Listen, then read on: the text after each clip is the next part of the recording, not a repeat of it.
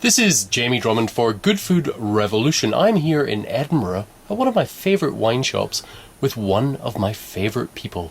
Not seen him for a long time, but let's welcome Mr. Zubair Mohamed to Good Food Revolution. How are you today, sir? I'm very well, thank you. Good to see you, Jamie. It's been a long time. Yes, indeed. Now, the classic question, how did you get involved in the wine trade? It's a long story. I'll try to be brief. With my background, my name, wine wasn't in our family, so I became interested via one or two very good friends who liked wine above everything else, and slightly led me astray in my pursuit of wine. Now, which year would that have been in, Zubair? That would be back in the mid-80s, so you're talking about around 1984. And what was the wine scene in Edinburgh like at that particular point? It was okay, but you got to understand, as I was getting into the wine trade itself, I was a bit naive, so I would have to sort of almost go backwards and think about it. It was limited, but there were some very good independent wine merchants then. What was it that drew you towards the wine trade? I think it's the product. I think it's such an interesting product. I mean, I'm sure everybody says the same thing. It's the variety. And did you have a particular epiphany? Was there one wine that you tasted that was like, oh my god, I have to be in this business?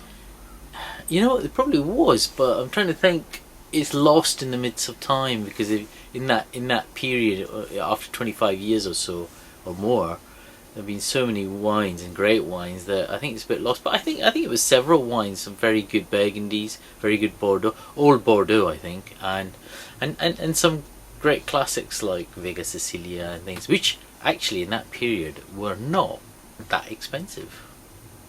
Now, for people that don't know, Edinburgh is not the first city that one would associate with wine, but Edinburgh has a grand history with wine, does it not? Yeah, well, it has an association with France, the Old Alliance it's called, and that's to do with primarily with Bordeaux, and it incorporates other regions. But Bordeaux was a huge link with Edinburgh, the claret trade, and the shipping of wine in barrels or bulk, if you like to call it, and then bottling here. There's very good bottlers here in that period.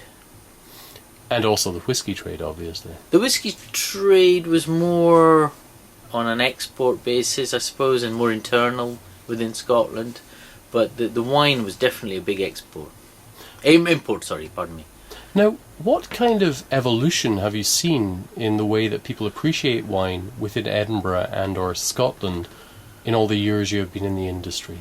I think there's much more knowledge simply due to the media and possibly people like yourselves, and then you have the media, you have the internet, you have it's so much knowledge. You have the TV, a lot of programs on TV about food and wine and so on. So I think people are much better informed than they were in the past, because in the past there was very little written about wine, apart from used to be the odd magazine like Decanter or Wine, and there used to be the newspapers, but the newspapers were just recommending wines, not really writing background information about wines. But there's a lot more understanding now. I think there's a lot more information out there. Now, you've seen trends come and go in wine over the decades you've been working in the business. So yeah. What have you actually noticed over the last few months, the last year? I think if you talk about people who are genuinely interested in wine, I think there's definitely a move, like there is with food,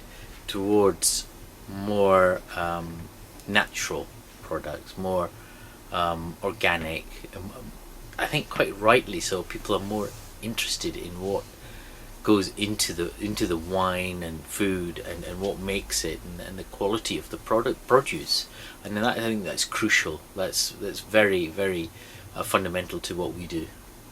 Now, the whole natural wine question is one that kind of pushes a lot of interesting buttons on a number of people. How do you feel about all of that? I was about to say all of that nonsense. No. How do you feel about all of that?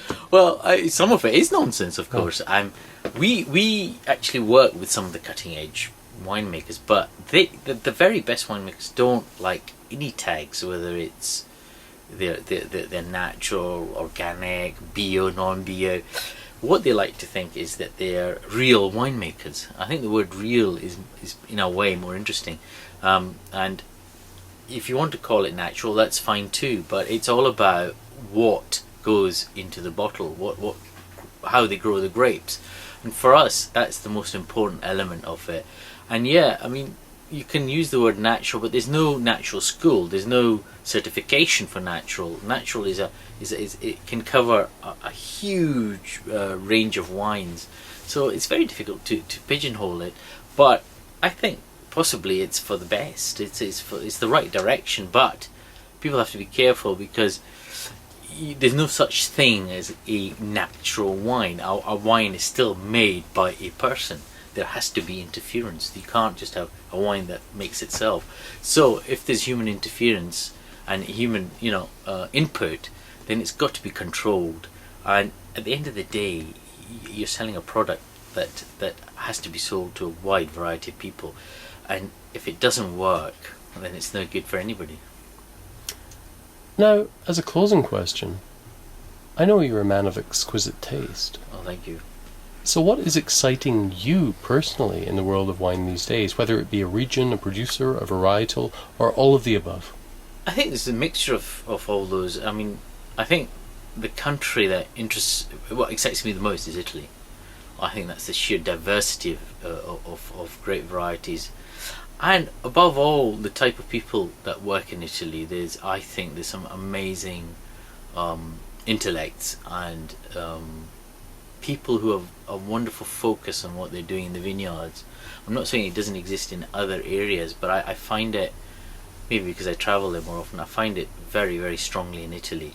And I find it's hard to describe. I find more iconoclastic winemakers in Italy, but who control what they're doing without going over the top, and make incredibly original but very, very powerful statements with their wine. And I think that's something that slightly lacks in other areas, even France. Although I have a strong predilection for French wines, because that's what I grew up with, especially now Burgundy. Because I'm not a huge fan of modern Bordeaux. I mean, I still think there's some great wine in Bordeaux, but you have to look for it very hard. I think it's not the same as the great old Bordeaux that I grew up with. That I really cherished. The old vintages, which are now, really in the hands of the multimillionaires. If they're genuine. Oh yes, you have all that counterfeit stuff. Yeah, well, that's another story, isn't it? That's another problem. Zubair Mohamed, I have to thank you for my kind of nascent education in the world of wine. I definitely think of you as one of my mentors, and thank you very much very kind. for spending some time with us at Good Food Revolution today. Pleasure. Thank you.